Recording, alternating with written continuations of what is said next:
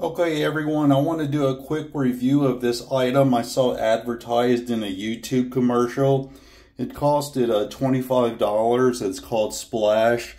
It claims to be able to remove hard stains from your toilet without having to scrub.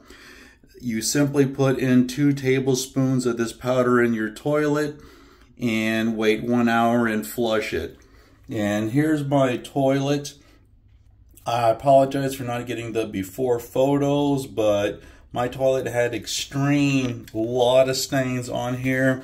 This product does not work for me at all. I did it 3 times. First time I put in the 2 tablespoons of the powder, waited 1 hour, flushed, didn't work. Second time didn't flush. Third time I did 24 hours, flushed it, no change at all. I went to my local hardware store, bought this stuff for $10, and I poured half the bottle into my toilet, waited 24 hours, and then I flushed it, and that's how it looks like. Now, if you look here in the back of the toilet, you see a little bit of brown stain.